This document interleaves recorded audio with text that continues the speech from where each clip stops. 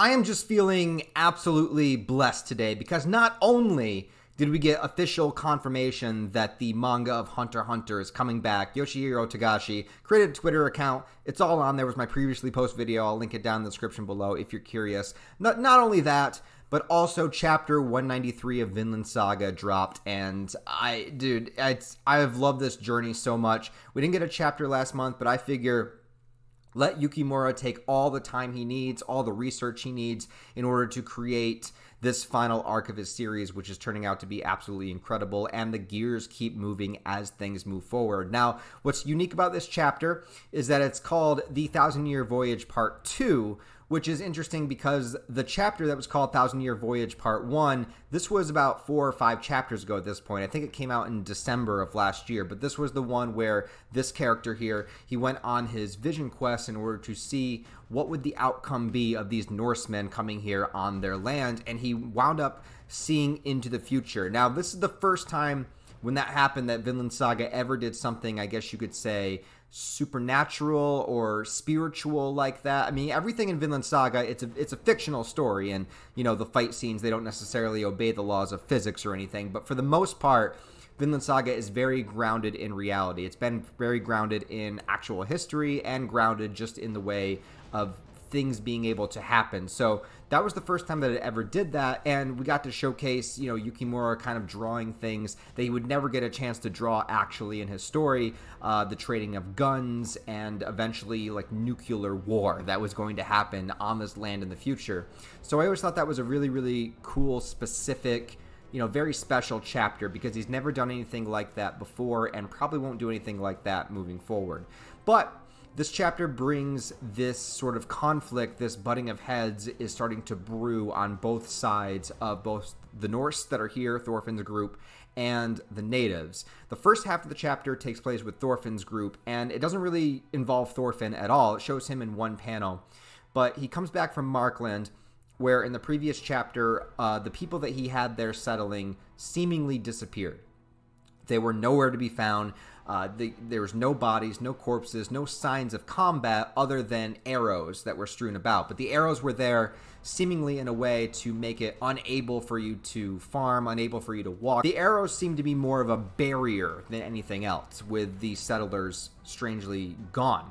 So Thorfinn comes back to inform everybody of this information, but starts to tell them that this tribe that we've been friends with, and also we got confirmation that they've been here for a year, so 1 year has taken place ever since Thorfinn arrived on the mainland, which is good to know. Anyway, so as Thorfinn tries to explain that it couldn't have been the tribe that they've been making friends with, and it might be a different native tribe, because it takes several days by boat to even get to Markland, but even so, this is brewing conversation within the people, which is a normal, natural thing to happen. There was one guy that comes out, he's arguing with Einar over it, and he's basically saying that these people, they see us as invaders. We came here, we cut down their trees, we're taking over a portion of their land. Like, it wouldn't be a shock if they don't want us here, and that maybe their smiles have been fake smiles to try to get to know us a little bit better, or try to understand what is happening, or try to lure us into a false sense of security before they make their push to eradicate us. So this all, and like, thinking about this as if, like, just trying to put myself in the mind space of being a Nordic sailor that went over into a new world and started creating and establishing a settlement there while other people were already there that existed.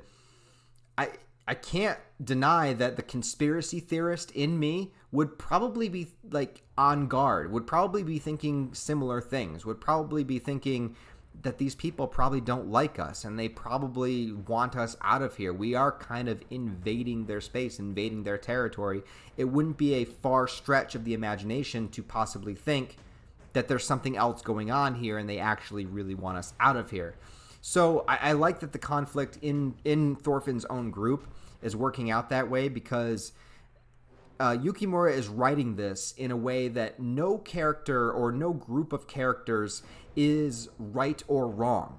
This is a natural conversation that would come up and a natural suspicion that makes sense, along with the natural evidence of saying, hey, we've lived alongside these people for a year. They haven't done anything to us yet. We've been friendly with them. There's no reason to assume that they would just all of a sudden change, which is also completely valid. So it's just like going to show that there is no... What I love about the way that Yukimura writes, and he did this with Askeladd, and he did it with Floki, and he does it with so many of his characters, is that there is no black and white within Vinland Saga. There is no good guys and bad guys. There is just people.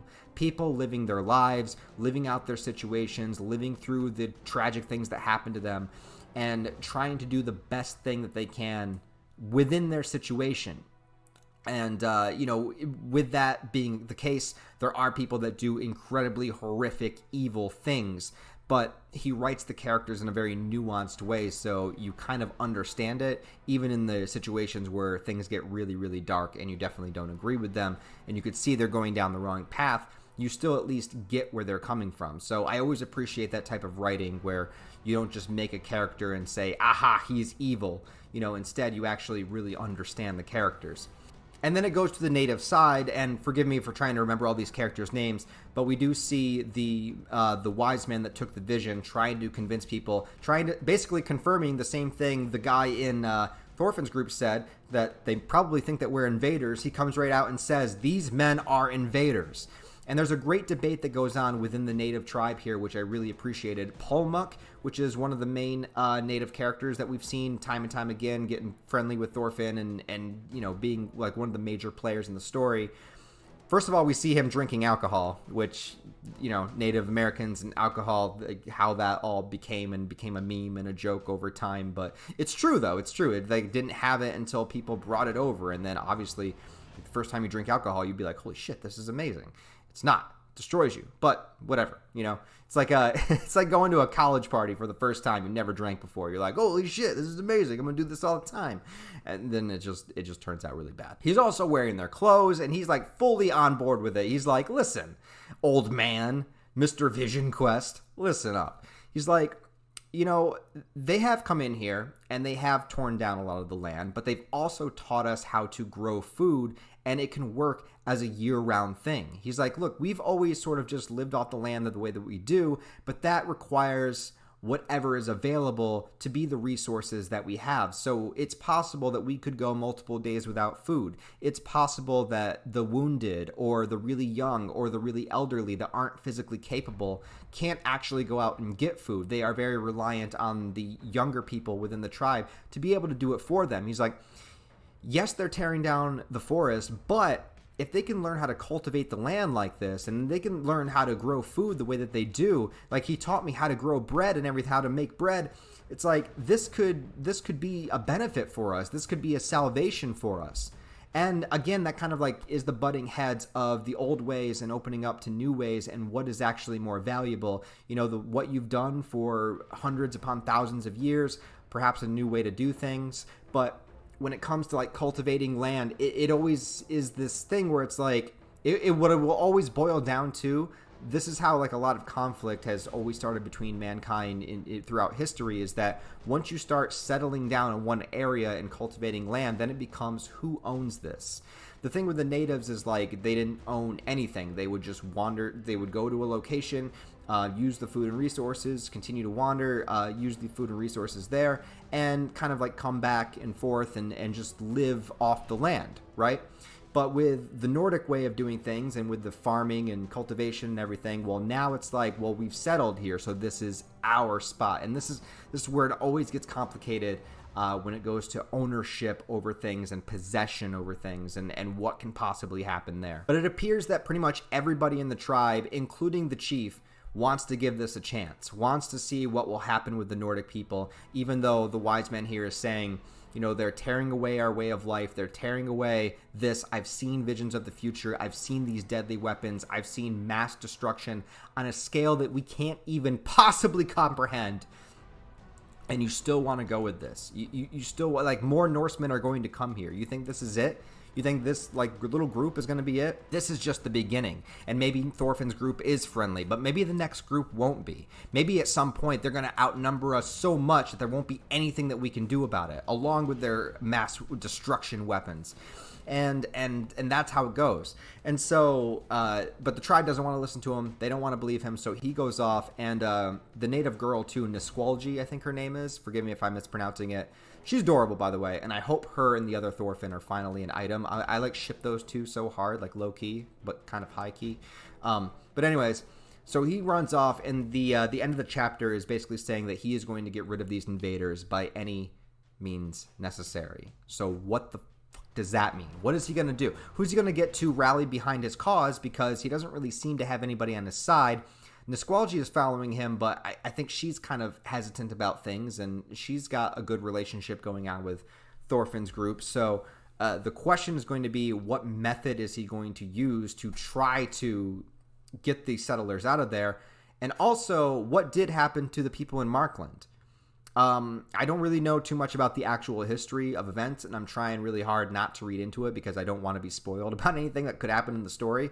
But I do believe the missing settlers of Markland was a real thing that happened, where they just kind of like all mysteriously vanished, which is kind of creepy. Maybe they got abducted by aliens. I don't know. But anyways, this was a great chapter, and this was a great start, a great segue sort of into the conflict that's going to come up. I always said that chapter 191 felt like a final chapter in many ways, with Thorfinn's redemption and this just the quality and the beauty of the world that he's established, and sort of like all those years of pain, turmoil, and suffering kind of brought to fruition. You know, finally seeing the benefits of his labor and hard work, and, you know, Gudrid being pregnant, kind of symbolizing the next generation, where Thorfinn fulfilled what his father's wishes were, and therefore it's time for Thorfinn to spread his genes to the next generation. It just like is perfect timing. Everything lined up. Everything made sense.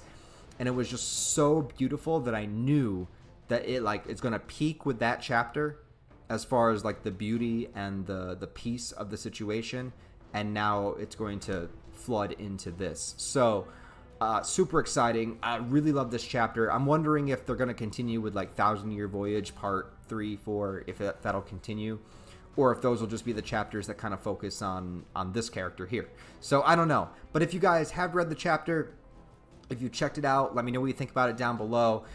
Please like and share the video as well. Trying to get this out to more Vinland Saga fans, because I cover a lot of Vinland Saga content on this channel, so it would be really cool to get a lot more Vinland Saga fans here. I know you're out there. I know that we're passionate. We just got to find each other, man. We have to travel the sea to a land far away with beautiful pastures and blue skies, and we can find each other finally, and then we can all kind of come together and talk about Vinland Saga. Also, I did make a video called Why You Should Read Vinland Saga, which I am using to describe basically like a video you could show somebody who hasn't read it and is curious about getting into it. I do spoil minor things in it, but it's kind of like the story, it's the type of story that you can't really talk about without spoiling anything. So I give kind of like a very basic overview of the general plot threads of what happens in it. Anyways, the video is linked down below, so if you want to, check that video out also. I made that with like the passion of a Vinland Saga fan, and also to kind of open the gateways to new Vinland Saga fans as well. So that's why that's there. I really appreciate it if you checked it out, gave it a like, shared it with other Vinland Saga fans as well. So beyond that, guys, thanks a lot for watching this video. Really do appreciate it. Tell me what you think about this chapter down below. Other than that, I hope you all have a wonderful rest of your day, and I'll talk to you next time.